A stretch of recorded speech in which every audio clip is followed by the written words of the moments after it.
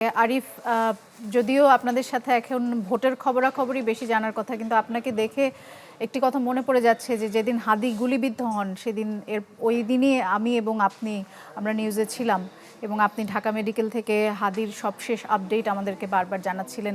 সেই একটি দিন যখন মনে হচ্ছিল যে নির্বাচন মনে হয় অনেক দূরে সরে গেল, আর আজকের দিন যখন আপনার পেছনে ভোটারদের লম্বা সারি আমরা দেখতে পাচ্ছি।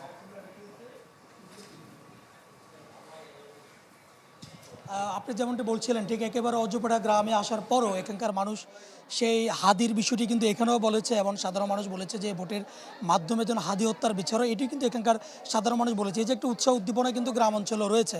এখন আমি বর্তমানে নোয়াখালীর সদরে রয়েছি এবং আমি যেই কেন্দ্রটিতে রয়েছি এটি হলো কল্যাণ সরকারি প্রাথমিক বিদ্যালয় এবং এখানে বিএনপি প্রার্থী যিনি রয়েছেন তিনি এখানে এসে উপস্থিত হয়েছেন। আমরা একটু কথা বলবো যে আপনি এখানকার ধানের শীষ প্রতীকে আপনি নির্বাচন করছেন, কিছুক্ষণ আগে আপনি ভোট দিয়েছেন, কেমন দেখলেন এবং বিজয়ের ব্যাপারে কতটুকু আশাবাদী?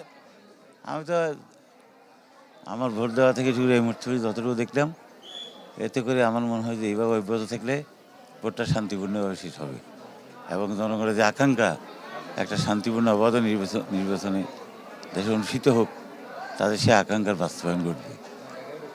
আর বিজয়ের ব্যাপারে আমি শুধু এইটুকু বলতে চাই, আল্লাহ অতীতে আমাকে নিরাশ করে নাই, ভবিষ্যতে নিরাশ করবে না।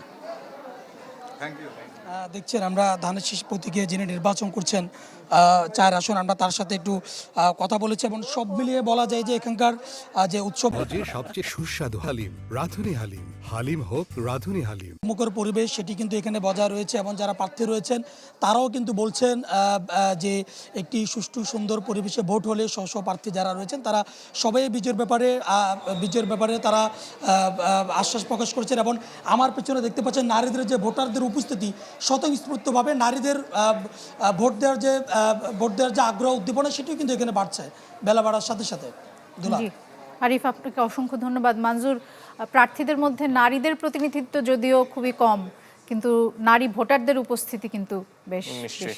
পটুয়াখালী থেকে আমাদের সাথে সজল শাইখ যোগ দিয়েছেন। সজল, আপনার পেছনে নারী ভোটারদের বেশ দীর্ঘ সারি বোধহয় দেখতে পাচ্ছি, ডান দিকে পুরুষ ভোটারদেরও দেখা যাচ্ছে।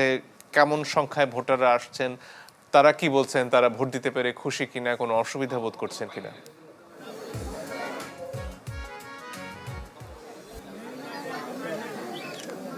আসলে এই উৎসব মুখর পরিবেশে যে ভোট হচ্ছে এটি আসলে এখানকার মানুষ শেষ কবে দেখেছে তারা কিন্তু সেই সন্দিহান।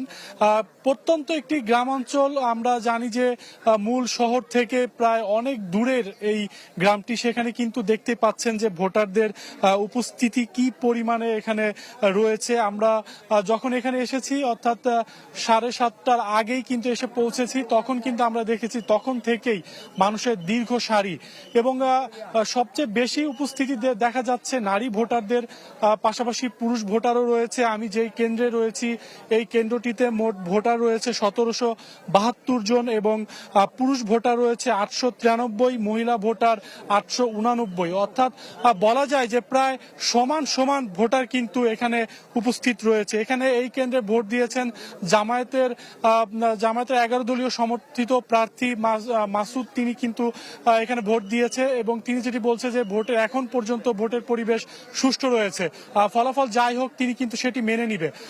মঞ্জুর, এই ছিল পটুয়াখালী থেকে আমার কাছে সর্বশেষ।